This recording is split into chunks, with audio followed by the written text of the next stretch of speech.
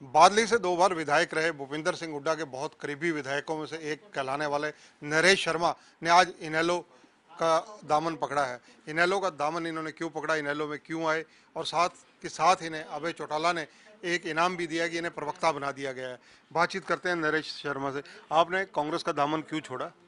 प्रवक्ता पत्रकार महोदय, कांग्रेस पार्टी के अंदर बहुत बड़े स्तर पर घुसपैठ होगी और जो एजेंडा हरियाणा प्रदेश में कम से कम लेकर चली थी कांग्रेस, उस पर बिल्कुल खरी नहीं उतरी और हमने खूब निभाने की कोशिश की है।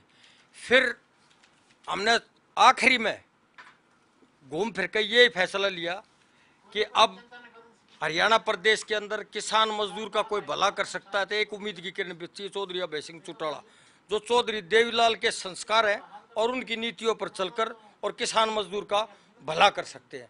तो ये बड़े सोच समझ के और संवैधानिक तरीके से बादली विधानसभा में और हजारों कार्यकर्ता और बहुत सारे नेता MP एक्स MLA भी अभय सिंह चौटाला के नेतृत्व में आस्था प्रकट करेंगे और इन्हें लोग ज्वाइन करेंगे। वह संवैधानिक तरीके से करूँगा।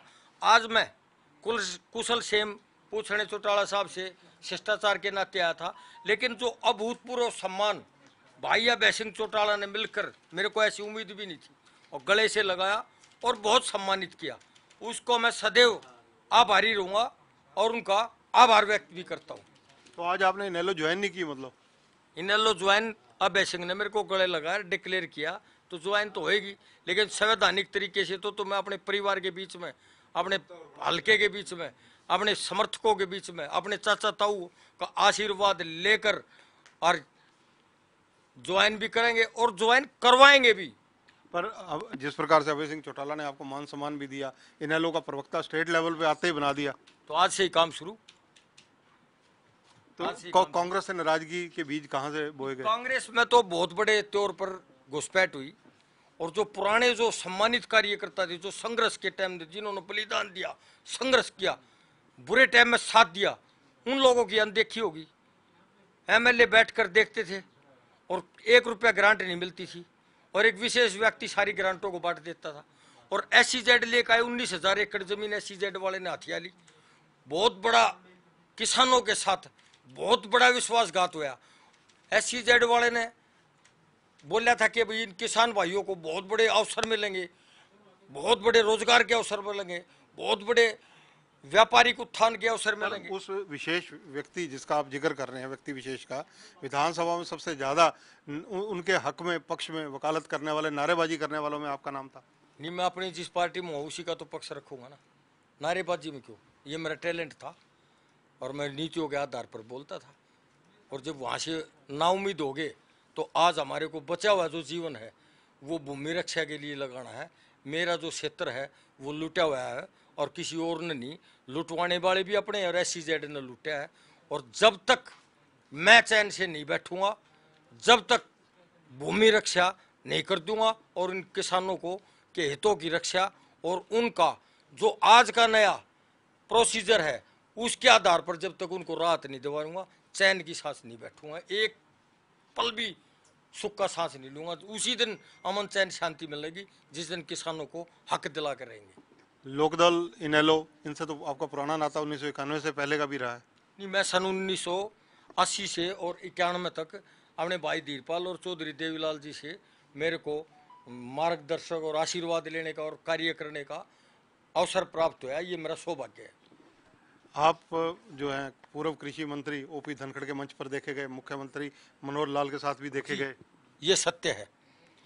हमारी खाप है गुड़िया खाप और वो बहुत बड़ा समूह और बहुत शक्तिशाली और बहादुरों की खाप है। वो उसने हुड्डा साहब से गुहार लगाई कि भाई हमारी गुड़िया खाप में 36 बिरादरी में किसी भी बेटे को टिकट दे दो, हम जिता के लाएंगे। और किसी पार्टी के पास वो टिकट मांगने भी नहीं गए और उन्होंने आश्वासन भी दिया। और जब उन्होंने घुसपैठियों को टिकट दिए और कांग्रेस की जो संस्कृति है उसकी अनदेखी की और निज हित सर्वप्रिय माने, तो हमारी खाप ने यह फैसला किया कि अब हम जहां मर्जी वोट डालेंगे लेकिन कांग्रेस पार्टी के उम्मीदवार की वोट नहीं डालेंगे। और मैं कांग्रेस पार्टी का जो उम्मीदवार था उससे और धनखड़ की तुलना की तो वो मेरे को कहीं ठीक लगा और मैंने सिर्फ और सिर्फ धनखड़ का अगर समर्थन करूंगा तो स्टेज पर तो जाना ही पड़ेगा। सिर्फ ओम प्रकाश धनखड़ का समर्थन किया।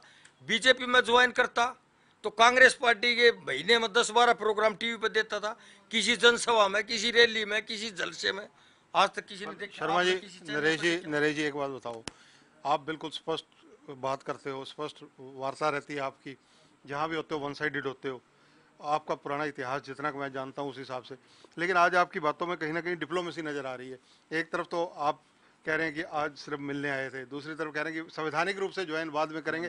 इसको क्लियर कीजिए, हमारे दर्शक समझना चाहते हैं। दर्शकों को मैं ये बताना चाहता हूँ कि अभय सिंह भाई ने मेरे को अभूतपूर्व सम्मान दिया, गले से लगाकर कहा आपको इस पार्टी में आप जैसे कार्यकर्ताओं की जरूरत है, आप कहाँ भटक गए, आपके पिताजी इसमें पदाधिकारी रहे, मेरे पिताजी किसान सेल के, और मैंने भी 11-12 साल तक पार्टी में काम किया है और बस बहुत हो चुका है, और आप हमारे कंधे से कंधा मिलाकर काम संभालो। और उन्होंने डिक्लेयर कर दिया। तो मेरा परिवार भी है, मेरा हल्का भी है, मेरे भाई भी है, मेरे कार्यकर्ता साथी भी है। मैं ये कह रहा हूँ कि मैं उन सब को भी ज्वाइन कराऊंगा और बहुत बड़े स्तर पर एक्स MP लेवल के और MLA कई बहुत बड़े स्तर पर मैं ये कह रहा हूँ रैली जलसा करा के उन सब की मौजूदगी में ज्वाइन उनको भी कराएंगे और आप भी संवैधानिक हो। तो ये है नरेश शर्मा, व्यक्तिगत रूप से आज इन्होंने इनेलो ज्वाइन कर लिया, ये स्वीकार्य करते हैं, लेकिन राजनीतिक रूप से ये इनेलो ज्वाइन करेंगे उस वक्त जब ये अपने हल्के में अभय सिंह चौटाला को बुलाएंगे, एक उनका फंक्शन करेंगे, कार्यक्रम करेंगे। इनेलो जो इस वक्त विधायक हैं तथा वरिष्ठ नेता हैं अभय सिंह चौटाला, उन्होंने इन्हें एक बहुत बड़ी जिम्मेदारी दी है, वो दी है प्रदेश प्रवक्ता की। वो जिम्मेदारी आज से ही निभाएंगे। इनकी बातों में झोलमोल जरूर है, लेकिन नीति स्पष्ट नजर आ रही है कि रहेंगे अब इनेलो में ही, कांग्रेस की खिलाफत कर रहे हैं और बीजेपी की तरफ इनका कोई मोह जा नहीं रहा। कैमरामैन सुनील के साथ चंद्रशेखर धरनी, पंजाब केसरी टीवी, चंडीगढ़।